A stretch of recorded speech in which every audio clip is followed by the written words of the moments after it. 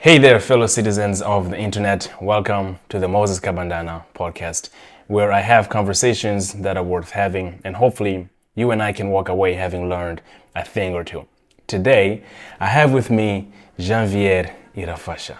I met Janvier, I believe in 2013, when we were doing a pre-college program.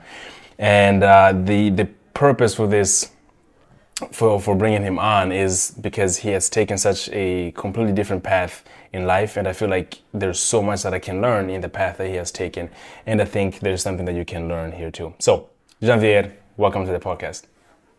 Thank you so much, Moses. Thank you for having me. Appreciate it. It's good. It's been a long time.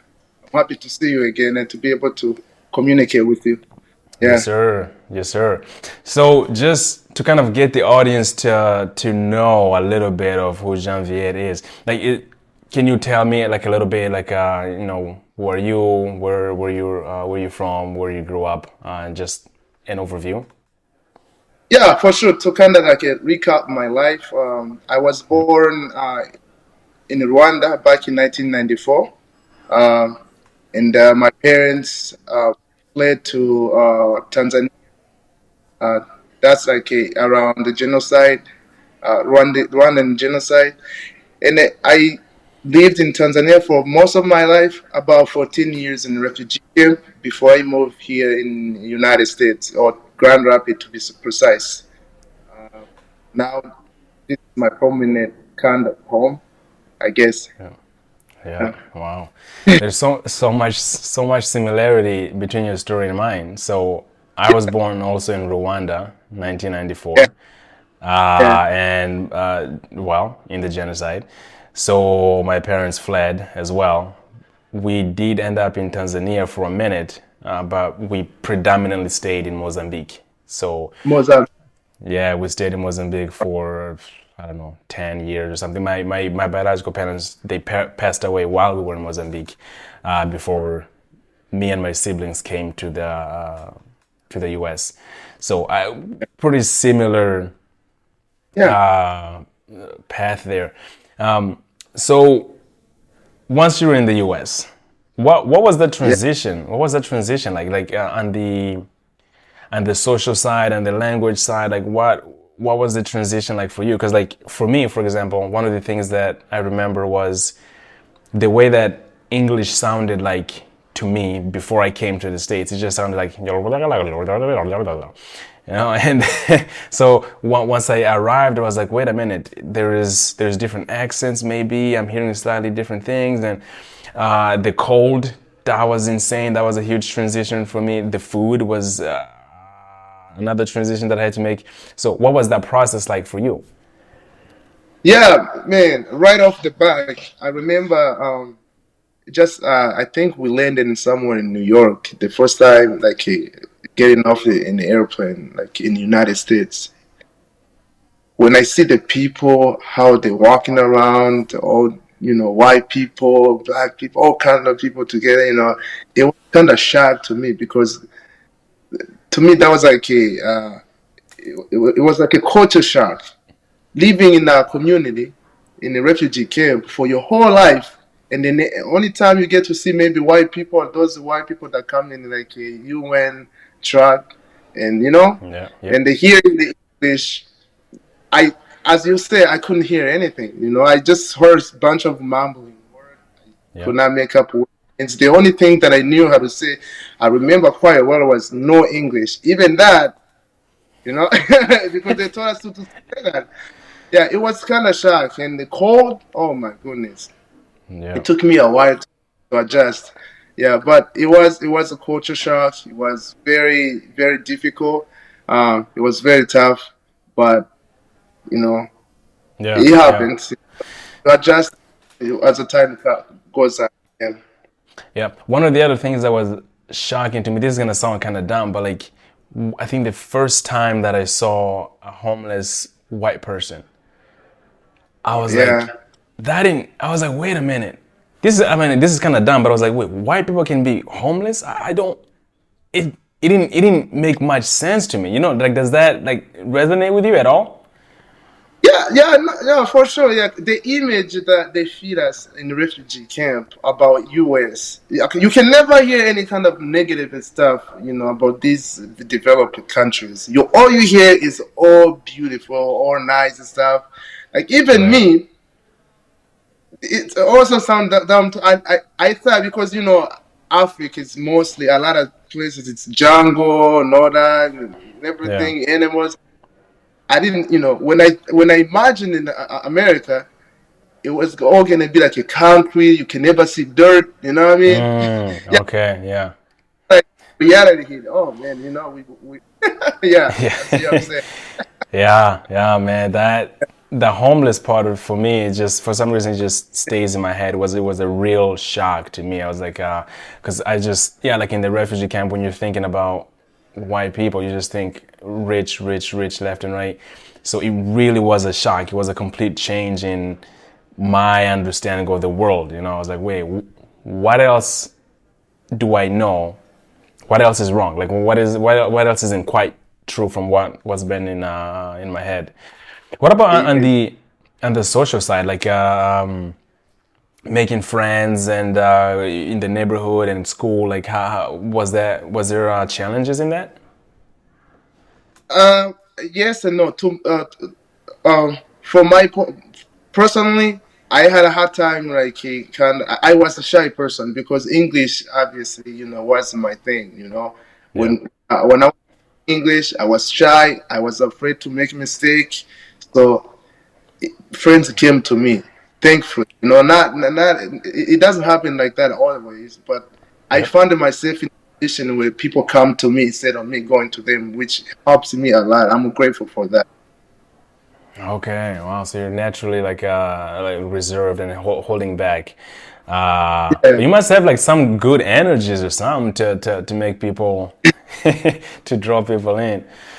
Because yeah. I remember for me, like in high school, there were some. I learned this like later on that when I went from I moved high school. So when I went to a second high school, uh, there was this rumor that was going around that I am this mean African kid. Like my eyes are always red for some reason. I don't know. Even just to this day, sometimes they're red. So there was just, and I would keep it to myself, right? Because I don't know, I knew high school, I don't know that many people, and I'm kind of like the shy kind of kid. But then once people start to get to know me, and I'm like super friendly and I'm playful, they're like, wait a minute. It's like, yeah, it brought up a different personality out of me, and then now I'm like more outgoing. Outgrown, yeah. Yeah. So you did middle school and high school here in the States?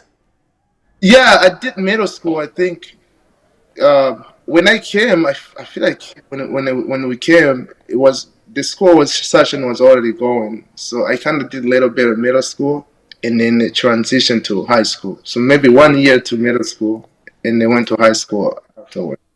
How old were you? I was 14.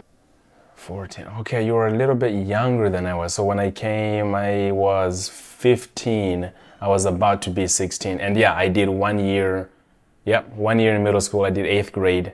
And then the next year I went to high school. That's crazy. Yeah, yeah. So many, so many Good old time. similarities. Yeah. Yeah, yeah. And do you remember, like, on the language side, do you remember the struggles of learning English? Because like for me, it's better if I ask the people that were there when I was freshly here. But to me, in my head, it's just I arrived and 3 months later I'm speaking English. I don't really remember the only time that I remember truly struggling with English was like taking the tests. Taking the ACTs and taking hard tests to pass the class. Because I'm like, oh, I have to translate this to Portuguese first, and then some of the translation doesn't really make any sense. And but from the conversational side, I don't really remember the like much struggle. So, how was learning English for you? Oh, for me, it was a struggle. I've always have hard time to learn languages. Especially that I did not know. I never took like a lesson back in the refugee camp. So English was kind of hard. The pronunciations, Yeah. especially like the letter R. We don't have in the Kirundi. The L and the R is kind of it's a weird Yeah. way you use. I always have a hard time to say certain words, and which made me, unfortunately, like shy to talk to people.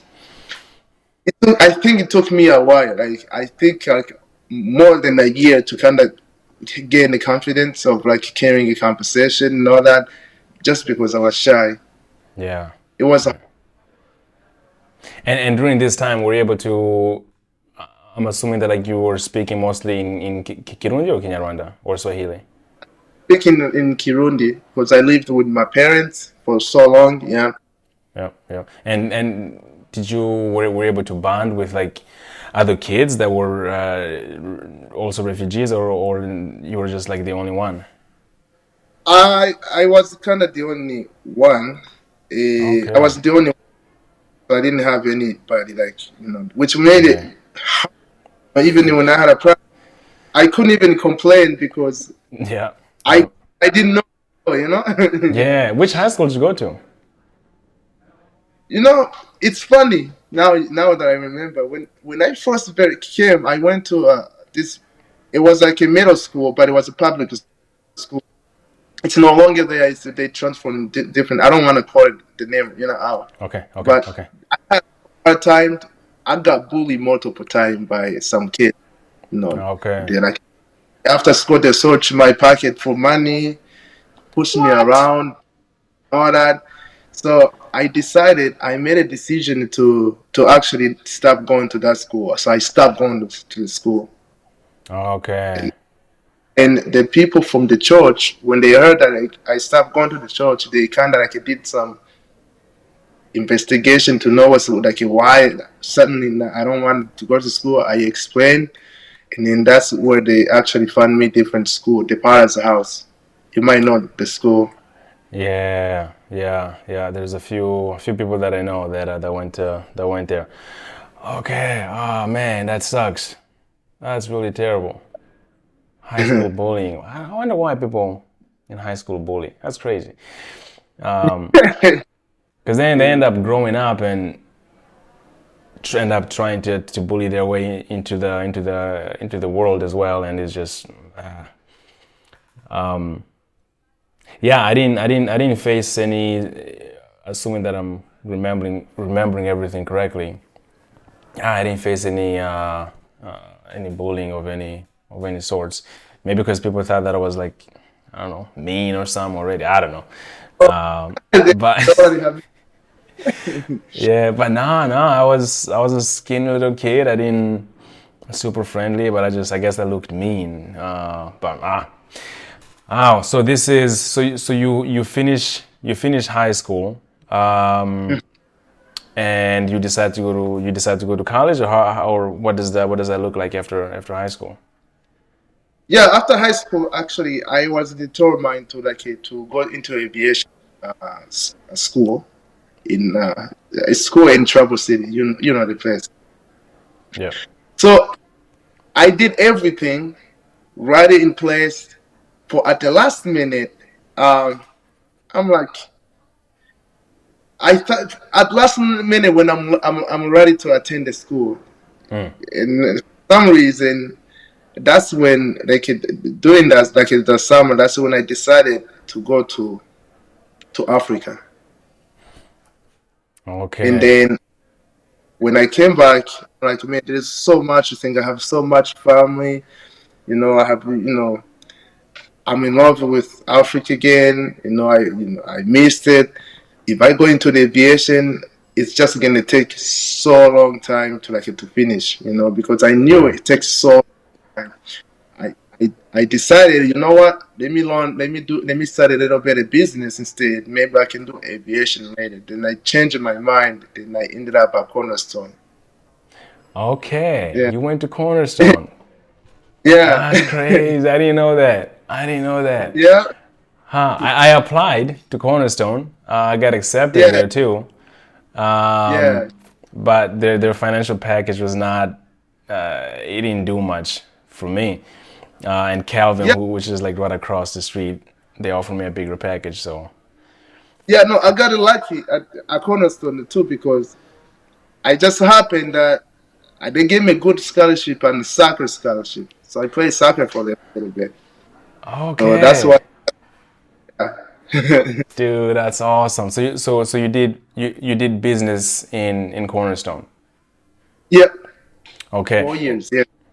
Wow. When you went back to Africa for the first time, what was that hmm like? How was that? And how long you had been since you had left?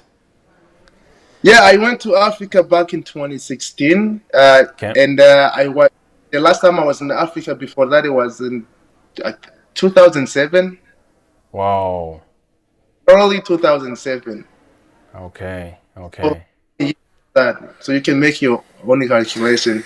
But man, it was because I've been here so long, I kind of Yeah. adjusted to the life here, the convenience of being in the States. Yeah. So once I got back to Africa, I also had another culture shock again. Like, man, these people living like this in poverty. I've seen a lot of things that made me rethink of my life. Yeah. Like I have it so easy, and then these people are living like this. Maybe I don't know. Maybe it's to the point like my brain told me like maybe you not belong in the United States. Yeah. I feel like Yeah. it. I feel like in my head, I feel like I need to go back to Africa, maybe live there, maybe prominent, just because of what I said, if I can do something. Yeah. Yeah. Yeah. Were your friends from 2007 still there, or how was the rekindling of No, the relationships? actually, when the camp that I grew up in, it was in Tanzania. That camp is no longer in existence. I went to Burundi instead. Burundi Yeah. was my very first Burundi. That's where my family live. I've never gone to Burundi before in my life. So, and when I went, I actually went with one of, it was two of us. One of my white friend, me and my white friend, he decided like he wanted to come with me. It was actually fun. He came, Okay. very humble guy. So, Yeah. and my kind of my world opened up like this is something. Man, dude, that's insane. Yeah. I'm telling you, the similarities here are incredible. Because I went back to Rwanda for the first time uh, a year ago, like 2 days ago, a year ago. So April 13 of last year is when I went to Rwanda for the first time, and Yeah. I was born there, but that was about it, right? So I don't Yeah. know anybody. I don't know anything. N'ikinyarwanda Yeah. cyanjye just was like non-existent, like Yeah. my Kinyarwanda was like super poor for those that didn't get that. Um, so it was really, it's like I'm here meaning Rwanda, and I feel like I'm supposed to know everything, but I don't. Yeah. Right? It's like it's home, but at the same time, it's not home, right? So, yeah, a lot of things opened. A lot of things opened up. Yeah, and I I think like not having any roots there, not having any family or not knowing people before going there. I just made a plan. I went there, and then once I was there, I started talking to some people that knew other people that knew my parents and stuff. So things started to turn out. But yeah, it was quite an interesting thing to say the least. I haven't like fully processed it because it's only been a year. That's man, to go to somewhere where you don't know anybody, where like, to me that's a challenging. The reason I say that I went to Kenya for the first time, just myself, and you know what? I had like what 12 hours in the airport. I said I have to go out, Yeah, explore things. I did it, man. It was challenging. I'm like, how do these nomads people do it, man? It was yeah, very challenging. yeah. So kudos. Yeah, thanks, man. Yeah, It's challenging. It's challenging, but I think yeah, you just learn a lot. Because like yeah, if you don't, when we were in Morocco 3 weeks ago, I don't really speak French. I don't speak the local language, and it's not like everyone is gonna speak English, and well, you don't really want everybody to speak English. So just to order bread becomes a challenging thing. You know what I mean? And to ask for directions becomes a challenging thing, and then you have to bring your dictionary thing, and it's just a. But anyways, that's to not get sidetracked here.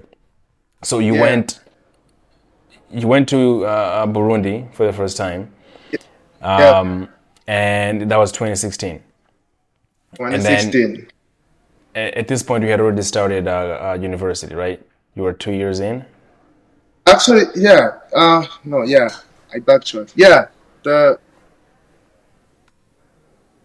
When I made a decision to go to Cornerstone, Yeah. it's actually when I had under speaking my family in Burundi, and then I feel like that's when I'm like, you know what? Let me do something different instead of the aviation. I'm doing aviation later. Let me do something different so that I have the time to go see my family a little bit. So that was like, yeah, about a year and a half or 2 years in, something like that, something like that. Yeah, How long did you go for? in Burundi, Yeah. like how long I stayed there. Yeah. The first time. The first time I was there for just a month. Okay. Okay. Yeah, just yeah, and my friend only stayed for two weeks, a week and a half or 2 weeks, and I stayed there for like 5 weeks. Okay. Man. Yeah, yeah, but I did so well. Like, okay, to compare how I adjusted in Burundi and how I adjusted in America, it was different. When I was in Burundi, I adjusted so well. I basically became Burundian, like Yeah. almost overnight. You know what I mean? I forgot that I live in Yeah. America. Everything. Yeah, Yeah. Yeah. Wow. And all that yeah, in a month. I was in Rwanda yeah, for 1 month because yeah, the visa expires after a month, and then I extended yeah. the visa for 15 more days, and then I can't get it any more than that. So I was there for a month and a half. Oh wow. Yeah, and it's just yeah, it was very different, very different from anything that I had been. And I'm still gonna go back for sure. There's some digging that I need to do. I need to figure out,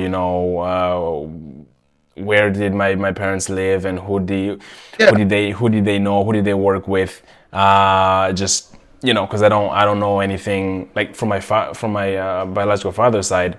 I don't have any information. I don't know no. nothing. I don't know any of his siblings, like nothing. Nothing there. So, but the purpose for the trip was not to figure anything out. Was just to go to Rwanda Oh, for the first time, and just chill, take in the culture, yeah. be there. And yeah, it was super cool. It really was. It really was. So aviation, you didn't do Are you still thinking of doing aviation? Uh, no, not at the moment, obviously. So one Okay. thing that I learned, dreams, at least in my perspective, there's no such a thing as a dream because dream changes. So something that I want to do might not be the one I ended up doing, even if there is an opportunity for it. Okay. So now, I don't even think about doing aviation anymore. I think that's part of it is because maybe I have made a decision to look somewhere else. I don't know. So Yeah. I don't have it anymore. Were you thinking of doing it as a career or just learning how to fly? I was thinking doing it as a career, and then doing it as a career, as you Okay. know, it demands you a lot. Like you're Yep. always away. I mean, Yep. Yep. Yep. yeah. Because I just started training for for my private pilot license, but I'm Oh not. yeah, Yeah, I don't want to do it as a career. It's just that I literally remember when I was in Mozambique in an orphanage. I was probably like I don't know 8 or 9, and like I saw a plane like flying by, and I was like, "Yo, there's some people in there, and this is just yeah, they're going from somewhere." And I don't know who they are, but they're like so far up there, and one of them might like poop on my head, so maybe I should like move around. But I was so yeah. fascinated, just seeing that plane up there that once I got to the States, like, like time passes and then I find out that it's really not that impossible to become an aviator. It's not, because like I was thinking maybe you need to be a millionaire, maybe you have, you have to have all these kinds of money. And I was like, wait, Yeah. no, you can get a pilot's license for like 10, maybe $15,000 at most. And some airplanes cost, I don't know, 35,000. Some planes cost like 45,000. The same price as Yeah. less than the price of a brand new car today. So I was like, wait a minute, it's a lot more achievable than I thought. So, well, April 1st, I started doing ground Oh, school. Uh, congratulations. Thank you, sir. Thank Congratulations. you, sir. Uh, but yeah, it's just a dream. I'm not trying to make money out of it or anything, but yeah, that's super cool that you're also like thinking about it at some point, even though it's no longer part of your dream, and that's totally fine. Yeah, no, to be fair too, at some point I'm gonna have to get like a pilot license. Just like a private. Like I can do my Yep. on my own too. It Yeah. is as it's good to have, you know. Yep. That's It's a that's all saying, I'm doing. is it better to have it not needed than needed not have it? Or something like that, you know? You know? Yeah, it's better to have it and not need it than need it and not have it. Yeah, yeah, yeah. No, for sure, for sure. And that was like the same thought that was going through my head. That is like, it's not something that is too much work. It's not like too much money, or at least it's not as much money as I thought in my head. And you can get it, and yeah, you can go wherever you want to go, and with your friends, with your family, and small airplane, nothing, not a big deal. Um, Yeah. but okay, so you anything you want to add to the aviation Yeah. stuff? Yeah, so I like invested in that aviation thing. That prior to that I actually took 2 years into aviation maintenance program. So I was already working on planes, taking the engines apart, putting them together, doing Okay. it, all that. Wow. I was doing a certificate for it. That only thing that I was focused on is, if I'm getting fly planes, I might as well know everything about them. Okay. So Yeah. it was good that move on now, Yeah, you'll get it, man. You'll get it. Yeah. You'll get it. Okay, so going back to Cornerstone, so you finish in business, right? Hmm. You Yeah. finished all 4 years in business. How hard was college for you? College, uh, it was same. It was like it was neither hard nor easy. Why? To be honest, I never liked school. That might come as shock to a lot of people that knows me. I really never liked school, and the only reason that I decided, you know what, I'm going to school and I'm going to commit it is because the history in my family. My family, no one really ever like at least in my immediate family, no one ever finishes school like went to college. I was the first generation person to go to college, so that kind of put me like weight on me and the expectation. And then in my head, I'm like, if I fail, then I'm kind of proving that my family, okay, Yeah. this is not for them. They can't do it. So I did it just to prove a point, to prove it to my family, maybe to some people too. Yep. The whole time I was in school, it was never to like to get a good grades and then to compete to be the top student. I did Yep. school just so I can pass and then get a diploma, and that's it. Okay. Yep. Yeah. No, I get it. I get Yeah. it, man. Like the one, I was not good in school. Mm. It didn't feel like it was a place for me. Like I'm sitting there, there's someone at the front and they're talking blah blah this, blah blah that. And I'm Yeah. thinking, because like in Mozambique we had 4 hours of class. 4 hours, that's it. Yeah. You either had in the morning or you had in the afternoon. Right? After yeah. Yeah, yeah. So all of a sudden I'm going from like 4 hours in Mozambique to what is it, 7, 8 hours in the States, and I'm just like, because we start Yeah. school at like what, 7:30, 7:45 in the States, and it goes all the way to like Yeah. 2:30, 3 p.m.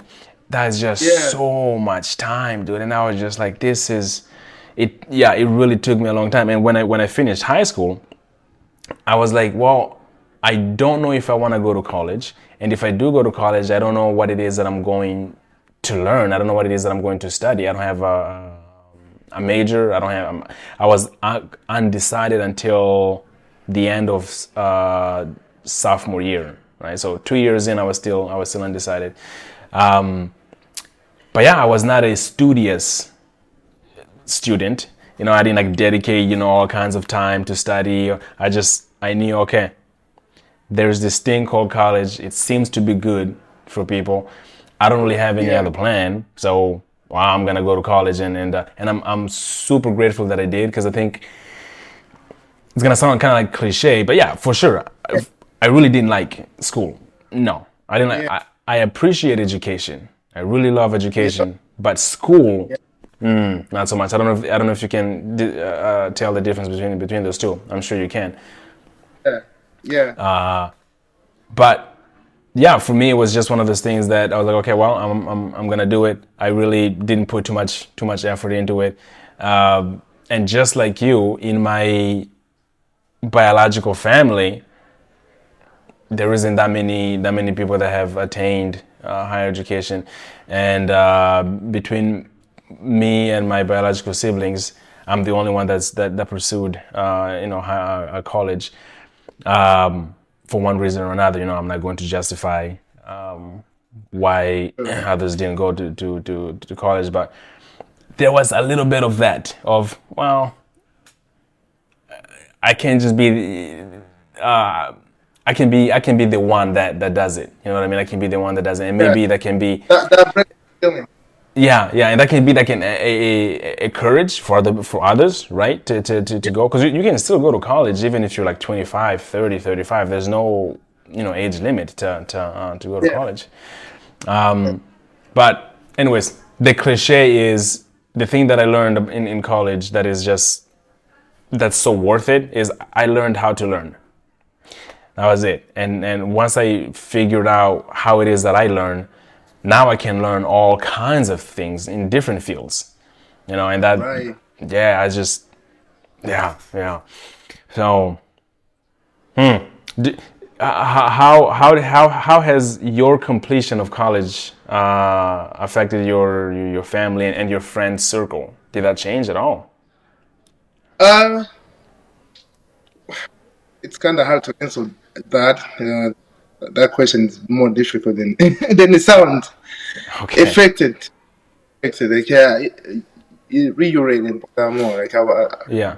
Well, so for example, like I don't know I'm not thinking of a particular person, but in some families, when someone tries to do something that is completely outside of the norm, uh, they can be looked at as, oh, so you think you're better than us type.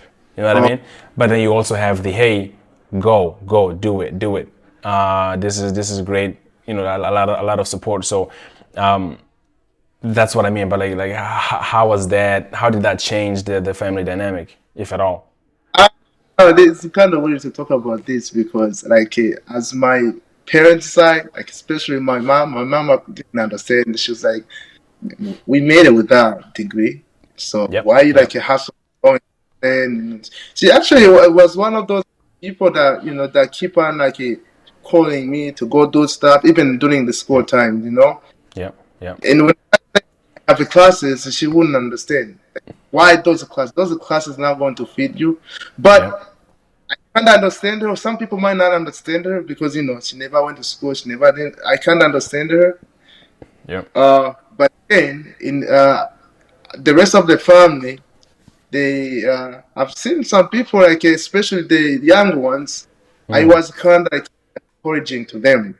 Uh, and as far as my friends, it wasn't really school. Is the way I was kind of living my life. I am the guy that cannot be easily influenced. Okay. One way or the other, either Yep. negative or positive. So I Yep. kind of make a decision based on the situation and then where I am and then what I want. So I Okay. have a group of or hard. I never. If I want if they want to do something, they can never depend on me because I always have something. focus. You know what I mean? Okay. Yep. Like, Yep. example, hey, let's go out Saturday afternoon, whatever, you know. Mm-hmm. I, one of those friends they can never like depend on that. Maybe a friend to pick them up, you know, Yeah. because I Yeah. was always my stuff. Like maybe the project in Africa, if I can say if I go out today and then I don't get this done, my stuff might stop. You know, I want to focus. Yeah. Yeah. So that kind of like annoy some of my friends, Yep. you know. But it was just that I understood that. Okay. Okay. Give me 1 second. I think someone is knocking on the door. 2 seconds. Yeah, yeah, Let me see here. Okay. Um. Yeah, dude. So like for me in college, um, yeah, I would say that if someone said, "Hey, let's go do something on a Saturday," I'm gone. yeah, Like, let's go, let's go, let's go. And yeah, like I said, I was not the best student that there was. And as far as me pursuing higher education, that I didn't have anyone that was holding me back. I didn't have any. Yeah, I didn't have any. I was not like discouraged in any way or being held back. So yeah, yeah. yeah. Uh, I think one of the things that saved me too, like pretty much full time when I was in college, I was always working, you know, working Okay. almost like a full time actually, Did you you work in know. high school too? High school, I worked just a little bit, like a few Okay. hours at the time, you know. I'm just that kind of person who always somehow have a job. I don't know why. I always find the time to like fit something, you know. So Yeah. whenever my friends ask me, "Hey, let's do this and all that," sometimes I'll do it, but most of the time I'm like, tomorrow I gotta go work. I gotta do Yeah. this. Oh, come on, you know, like yeah. Yeah. Yeah. Yeah. Huh. No, Mm. I didn't work in high school at all. During the school year, no. No, I Mm. would do in the summer. In the summer, I would, and then in college, yeah, throughout college, I had jobs, and I think, yeah, I started off like one job in college, and then by the senior year, I think I had like three jobs going at the same time, just crazy.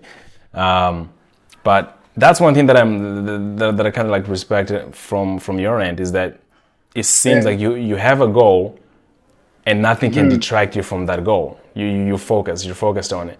Yeah. Where does that focus come from? Like how are you able to do that? Because like for me, I might have a tentative goal, right? Something that I'm like, Yeah. well, this would be good to have, but if it comes, it comes. I'll put my effort into it. I'll try. I'll put my best foot forward for it.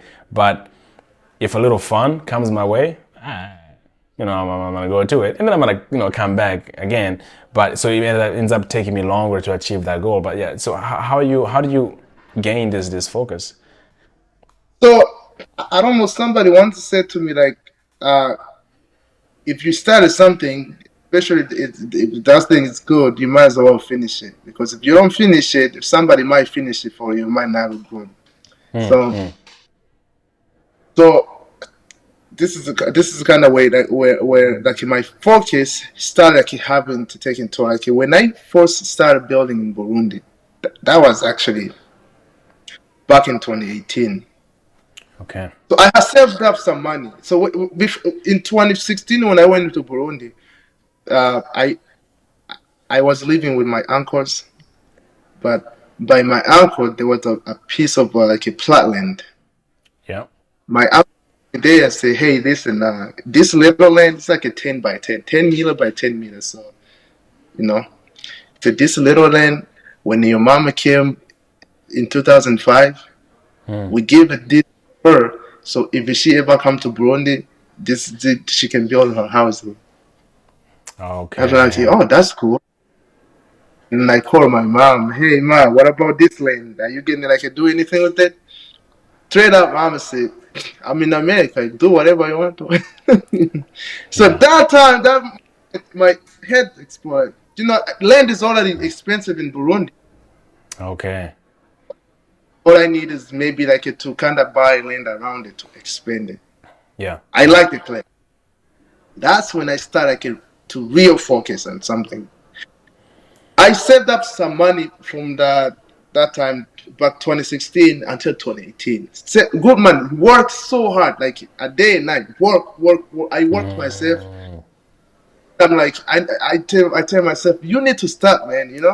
Yeah. Yeah.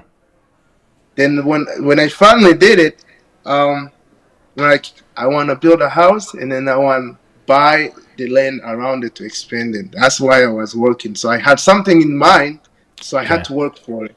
If I didn't work for it, I wasn't going to be able to do it. So that's when I started sending money to Burundi to my uncle. My uncle, my one of my uncle is an engineer and the architect. Another one is like a finance. He knows a lot about money. Ah, perfect combination. Yeah, I saw one in the engineer one. We sit down and say, hey, I want to build a house, but I don't know what kind of house I want to build, but I know my style. And they say, Okay. okay, good. Let's sit on the table. He gave me two options. One, we can go to a professional people, those people that make it like a blueprint, Yep. and they tell them whatever you like, but it's going to cost you. Or you and I can sit down. You can tell me why you want, or not why you want, but what you want on your house, and then what kind of style of a house, and Yeah. then we can meet in the middle. And then I'll bring my Mm. own in the middle. Yeah. So I remember sitting down on the table, and sitting down because ever since 2016, each year I always want Burundi. I never stop wanting. Okay. We sit on the table. We talk. Hey, the one of the picture that I pulled up in my phone. It was White House. Ah. Do you see this house? I want exactly like this, but I want my house to have some pillars or columns, as some of my call it. Not too many, but not also not too Too you few. know too few. Yeah. And I want my house to be uh, like a Roman style, something like that. Neoclassical. Yeah. And then he got an idea what I like. Now he Wow. had some few trick in his mind. So I remember sending bunch of money, a lot of money. Now money I've been saving up like almost like a 25 grand. Yeah. Imagine Yeah. he Over gives out there. money here, send it blind. You know what I mean? Yeah. When he started building money, obviously he saw like, man, this guy got a money. He did not think like it's kind of getting money instead, Yeah. bro. They, when he started building, he did not tell me how big it was going to be. That's a mistake that I made. It was a mistake, but it was a Mm. blessing. Okay. Okay. We did not talk about the size and all that. He just went ahead and started building foundation. Wow. When he sent me the measurements, Mm. it was so big a house. I couldn't process. Like, how am I going to finish this? It's going to be 20 years, 30 years. It was so big. Because he has spent so much money, I couldn't tell him to tear it down, to make it small. It would have been a Yeah. lot of waste of money. I said, you Yeah. know what? Go ahead.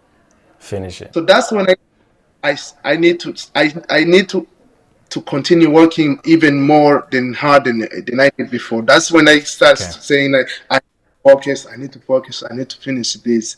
So I remember when I worked so hard to the day when I couldn't even come home.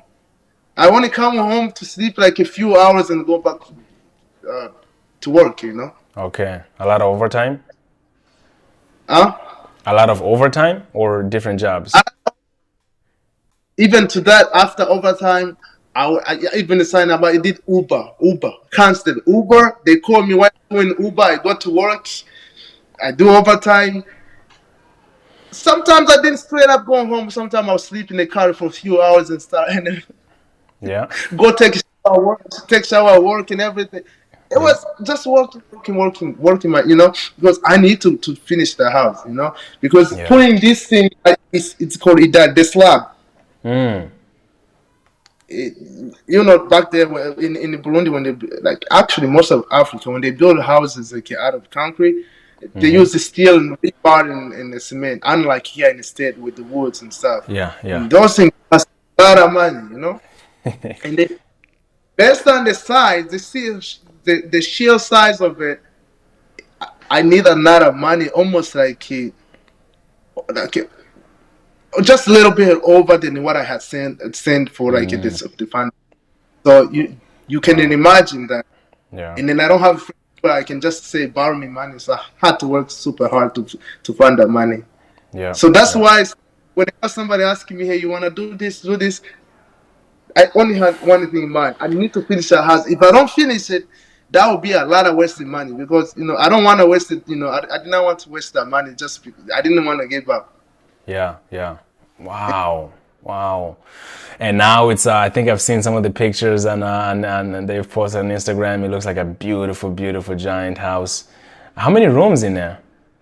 I actually hope you come one day and maybe you'll get to live there for a couple of weeks or even months at a time. So to answer the question, man, when I'm down there, like even approaching the house, it's like nothing I've ever seen before in my life. Even when I'm there and I sit in the living room, Yeah. I have that feeling like you're in a fancy hotel. At any time you're going to go, you get to go. You're going home. It doesn't feel real to me. Okay, amazing, amazing. Then it comes there. The question is who's the architecture? My ever since the house is built, my Mm. uncle has had a lot of people looking for him to build for them. A lot of people. Wow. So it's marketing for him. Yeah. So there is rooms you say, like a bedroom. When you say room, you Bedrooms, mean yeah, yeah, bedroom, bedrooms, bedrooms, yeah. bedroom. Okay, one, two, three, four, five, six, seven bedroom. Man, wow, that's insane. Wow, Like a two, wow. one, seven Yeah, bedroom, two living rooms, two dining rooms, two kitchens, a wow. bunch of full rooms, like 7 or 8 full bathrooms. Have your parents been to it? No, my parents have not been in. My dad just became citizen. My mama, she's still working on. Um, Okay. but I'm sure as soon as my mama get her citizenship, they're planning on going back to Burundi. And if they want to live in there, they're Yeah, more than welcome.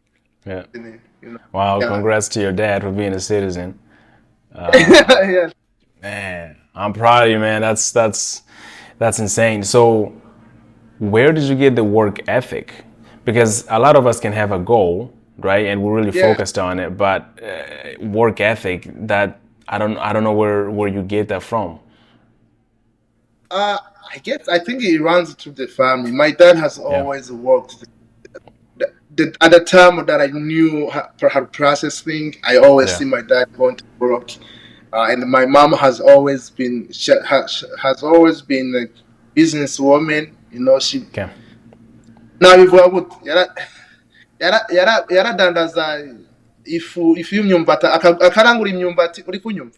Hey, ndakumva. I don't know how to say it in English. Akarangura she will buy. My mama has always been a businesswoman. She will like buy a bunch of cassava. Is it Yeah. cassava? Cassava, I don't. ni Is cassava. it fruit? I don't know. If I don't. I won't call it fruit. I don't know. So it's It's a root. It's a cassava. root. Yeah, the roots, and then she will turn them into like a powder thing. Yep. And they Yep. sell the powder. And then my Yep. dad has always kind of like work as like a government contract in Tanzania. He used to build like government buildings. Okay. Okay. So Yeah, okay. That's where you got the work ethic attitude.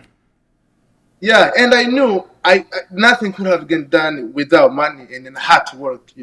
So Yep. nobody was Yep. going. Yeah, Yeah, that is a huge lesson that a lot of us are starting to, well, like not really appreciate, but also not really understand. Like, what do you mean I have to work really, really hard to get this?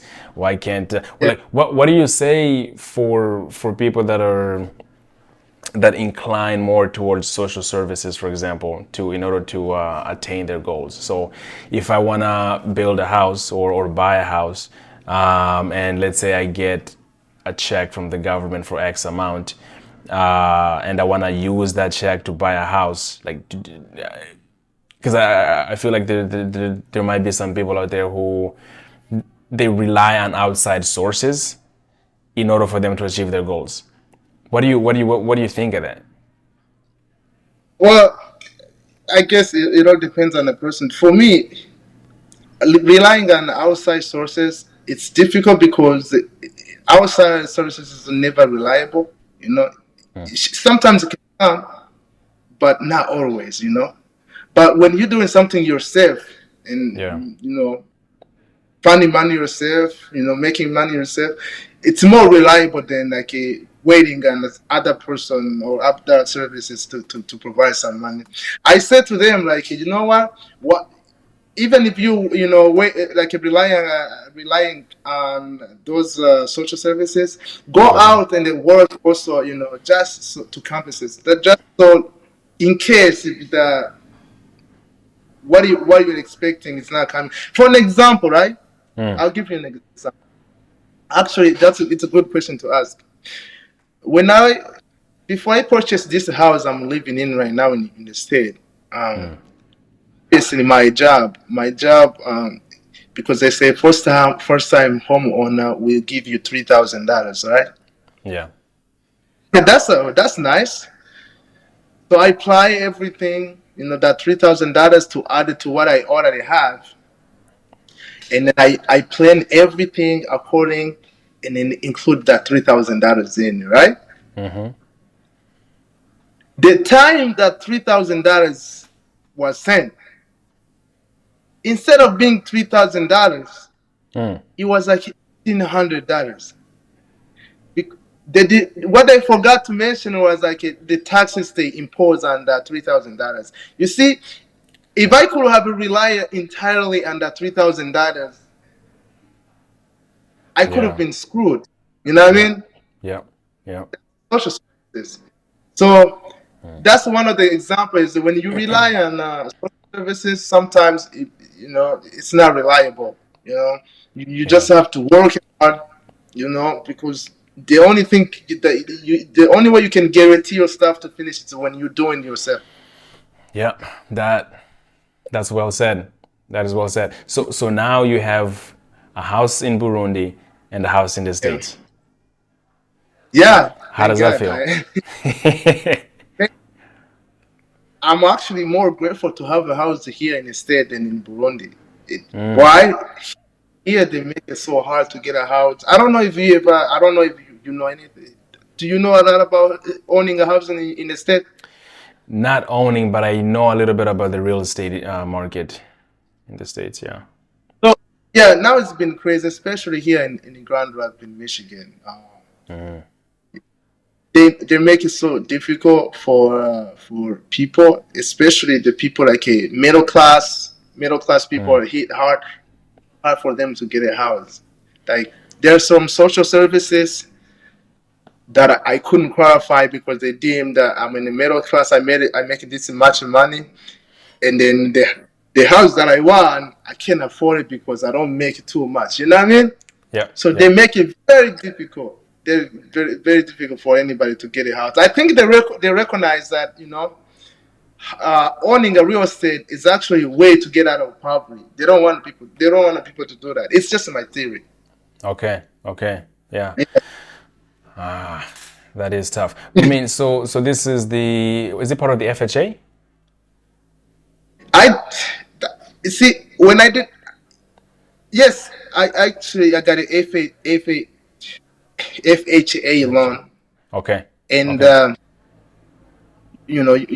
yeah, sure, it allows you to pay like a low down payment, Yep. Yep. but you also pay like a lot of like fees, like Yep. closing costs, a lot of money, man. That's how it gets you. Yeah. That's That's one thing that yeah, most people don't like get up to speed with is the financial education when it comes to houses, because like there's just so many fees. And then if you're getting a is it a you're getting a 30-year mortgage at what, 3.5%, or it can be 5%, or can you get like a 15-year at a lower percent? I mean, it can get super convoluted, and then you forget about the PMI, the private mortgage insurance, and it's just, and if you don't think about that, and then you're gonna have the OHA, homeowners association, the fees. I mean, it can get a lot, and if you don't think about that before you get into the market, and you can get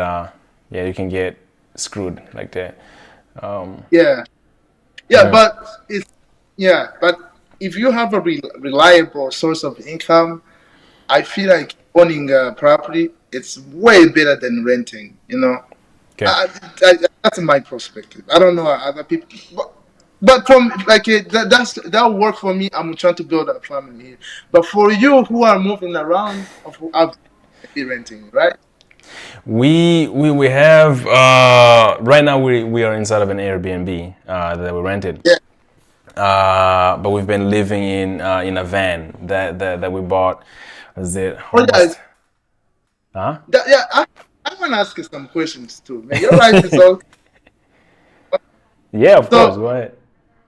Which country is your main country you live in, or you just move around? Well, so I officially, I guess not. I left the States January 8th, 2021. Hmm. I left like before then, but for the sake of simplicity, I left in January 8th. And I've just, I mean, I still come back to the States, for family, friends, and maintaining relationships. But I'm still a resident. I'm still a U.S. resident. I'm a citizen there as well. I haven't like left the United States, so to speak. Yeah. But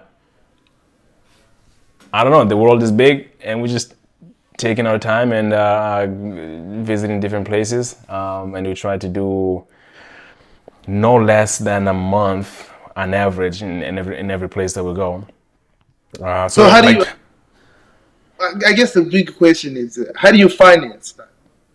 yeah, great question. So last year when I left, the reason why I left is because like the job that I had was a night shift. Right, it Yeah. was a night shift, and I was living in California, and it was just, I think like 4 months of doing that. I was like, okay, I think I'm about to quit, right?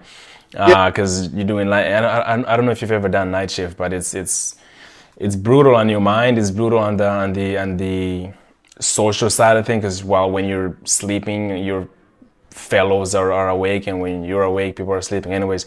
And but so instead of quitting, I decided to change time zones to go to Europe, where my shift was gonna move to daytime, right? Yeah. I was working remotely at the time, so I did that for a year while saving money, because you never know when downtime is gonna happen. You don't know if you're gonna get fired. You don't have control of anything other than your finances. So what I do is I listen to, I don't know if you've ever heard of Dave Ramsey. Yeah. Dave Ramsey. Okay, but yeah, Yeah. so I started learning about an emergency fund. So I was like, okay, if I were to pay my bills, all my bills every month for the next, I don't know, ideally 3 to 6 months, right? How much money would I need? And then I take that money, I set it aside, and every 3 to 6 months I set more aside. So eventually you are at a position where if you lose your job, or if you decide to travel, or if you decide to do that, you can, and all your bills, you're still gonna pay your bills on time for the next 3 to 6 months to 9 months, depending on how long you saved that for. So that was the mentality. And as nature would have it, in December, yeah, this past December, I got laid off. I was working in the tech field, in the tech world, Yeah. so I got laid off. But I had about almost 9 months to 12 months worth of bills at the time paid for. So I don't have to stress too much to find a job. It's not like, oh my goodness, I just got let go, and all of a sudden everything has to stop, and I need to go back in the States and find a random job just so I can continue paying my bills. So Yeah. that's like a long answer, but it comes down to I had to learn how to manage my finances and really live below my means, right? So it's like, okay, if I make, let's say I make $1,000 a month, for example, well, if I spend $1,000 a month every month, well, then I'm really not doing a good job. But if I can figure out a way to like spend 600 at most, or like even spend 500, I'm just giving an example, and like save the rest, then I'm in a really good place, because when emergencies happen, which life as it is, emergencies are gonna happen, then I don't have to stress. You know what I mean? I don't have to take out a loan. I don't have to. It's an emergency, but it becomes an inconvenience, not an emergency, right? So I don't know if that answers your question, but that's how I'm going about financing this. That is amazing. I wish most people can actually understand that. You know, that's a Yeah, that's amazing. it is, man. Because And go ahead. look, actually, age like paycheck, they don't, Yeah, yeah, the of emergency fund. It's not, it's not in the budget. It's not in the plan. yeah. So a lot of people, actually, I wish a lot of people can actually learn that from school, like from first grade up. I don't know. Yeah, Yeah, for me. I started learning it, unfortunately, a little bit too late. Like I played around with credit cards, and it messed me up for a minute. Right, I was in the hole. I was in the negative, and with credit card debt yeah, and this and that, and it was just like super terrible. And then I started to take control and understand. Wait a minute, this is understanding finances is everything, right? It's everything. So I started getting all kinds of jobs, working like there's no tomorrow, with the aim of paying off all the debt of all the credit card debt, right? So once that was paid off, I was like, okay, now I need to create 3 to 6 months of income. Work, get 3 to 6 months of income, save that. That is not part of the budget. It's not part of my budget. That's just on the side.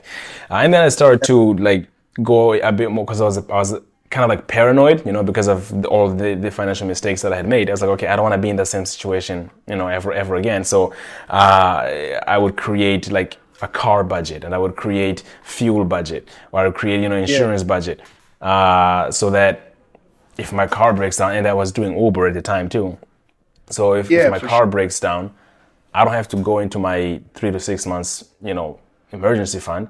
I can go into the car budget, because the car budget is there, So it made everything so much easier. But it was a lot of work. It was a lot of work. You have to think about it. You have to consciously make the decisions to be financially literate. But yeah, that's like a long answer for your question. But I don't know if that answers it exactly.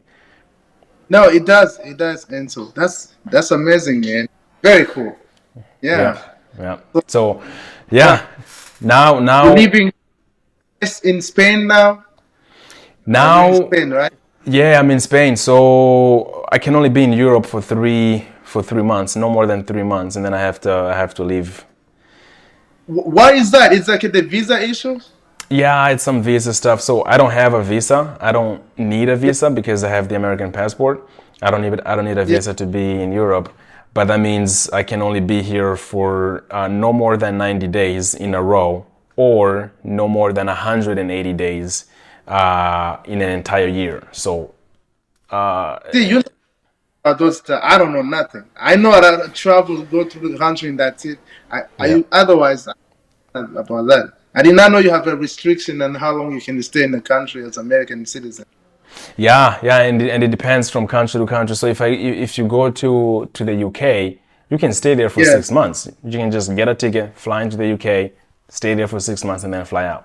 No problem. yeah, If you're going into any of the EU countries, then it's 90 days. I overstayed my 90 days in Portugal by like 2 weeks, and they didn't do Yeah. anything. They just I was still able to leave, but Oh, okay. you don't wanna push that luck too much, you know. Wow. Yeah. But yeah, it's just I guess kind of like go off what you're saying. It's like I have this passion to travel and explore, Wow. and I do everything that I can, you know, in order to make sure that I can live that lifestyle, right? If my lifestyle changes, then it's like, okay, what is this lifestyle that I want to live, and how can I attain this lifestyle? And then once I know the how, then I can just, you know, work towards it. Which is why I wanted to talk to you, because you had a mission. You know, you build a house in Burundi.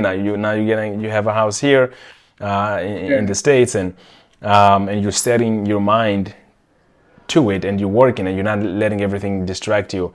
And there's not that many people know how to do that. Otherwise, you know, we would not be in the financial trouble that we're in the States. I think as of 2 months ago, maybe a month ago, the average monthly payment for a car in the States went over $700, and that is In insane to me in the US. So 700 like bucks a month paying for for the car payment every month, and it's just like a car, but they financing it or something like yeah, that. yeah. You're financing it. 700 Seven bucks a hundred. month, the average. That means Oh that my there's gonna be God. some that are less, some that are way more. But Yeah. just it's like, wow, what is happening here? You know?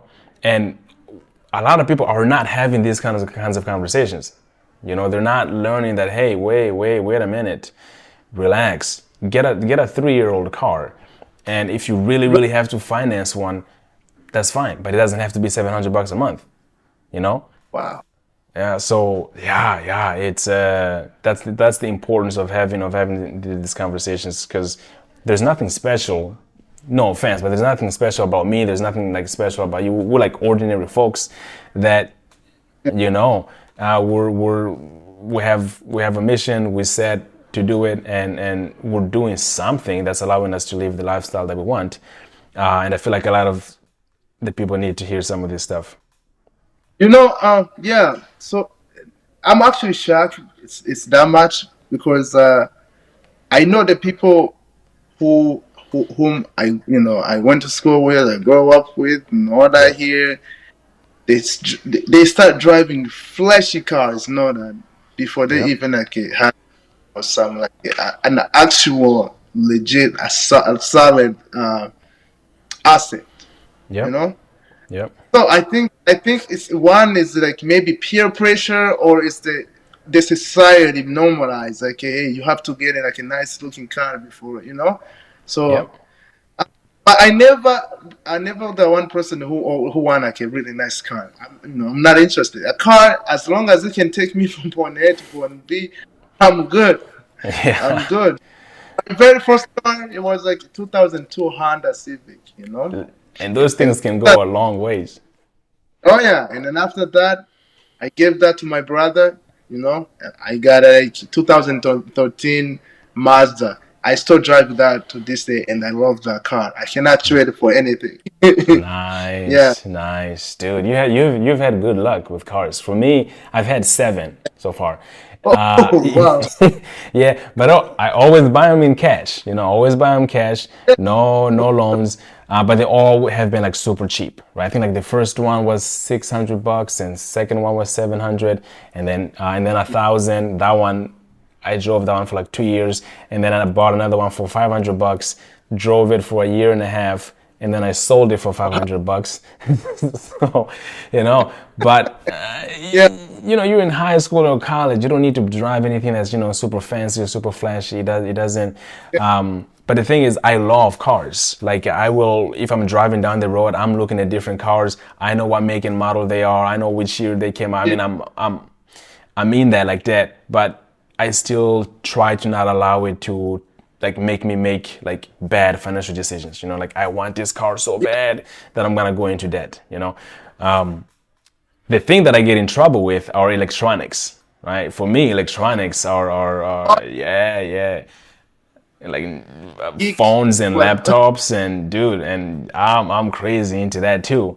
But still, I'm super super lucky that I went through that financial literacy phase, where I was like, yeah, okay, it's not good to be in debt. It's not good to be in debt, and I need to do everything that I can to not be in debt. And now, if I really really want a piece of electronic, it's like, okay, can I get it and not get in trouble financially? Okay, fine. If we can, right. we do it. If we can't, it's like, how can we do it?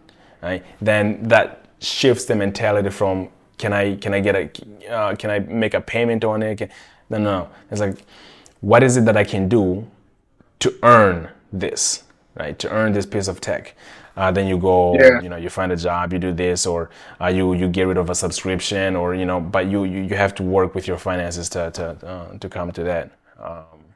But yeah, so what does the next 5 years look like for you? next 5 years, man. One thing that I'm focused on right now is I'm looking forward for my wife to get here in the state. Hopefully this summer, Yeah, and maybe like building a family, man.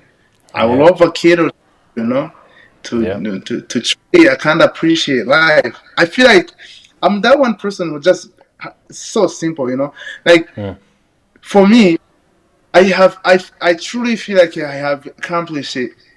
Anything I could like there's nothing there else to accomplish to me. I feel like I'm mm, already. I just yeah. want to be a father. That's my next few years. That's what I want. I just want to be a father, man. Okay, so by the time Yeah, 32 comes around, we might have a yeah, little baby Irafasha around. yeah. Right, exactly, man. Yeah. Okay. Is she Uh, how's the process? How's the paperwork process coming? the paperwork is done. Everything is qualified. That we're Hold just on, my waiting for laptop is acting up. appointment to Kenya embassy. I don't know. That's we're only waiting for an appointment. So who knows when they're going to schedule it? They say it's between 2 to 5 months. It's been almost Yeah. 3 months. Yeah, Okay, okay. Man, I think it's gonna work out yeah. for you, man. I think it's gonna work out for you. Yeah. Thank you. I'm excited. I'm excited. And I don't think I actually forgot to mention it. Mm, Aside from God, trusting God, that I'm a believer. You yeah. know, but for my wife, she's really helped me to like to stay focused, to cope with things. Mm, Even when I was doing other things instead, she was there actually doing a lot of stuff I was supposed to be doing as far as a project because she lives in there now. It's yeah. been like almost 2 years she's living in the house. A lot of stuff she takes take care of it. A Yeah. lot of project does it, automatically. Yeah. Man. Lucky man. Lucky man. That's awesome, man. And you're 29. I'm sorry? And Yeah, you 29, yes. love it, man. I wanna continue having this conversation. I'm like Yeah. I'm curious as to see this unfolding, in the next 5 years. Um, Yeah, and for sure, next time that I'm in Grand Rapids, we need to catch up in person. And what yeah, is there we something else that you wanted to add? I can't really I don't unless if you have something in mind. No, Yeah. no, I'm just super grateful, man, that you're able to share some of your story with me and the audience. And yeah, I'll see you in Grand Rapids, man. Yeah, for sure.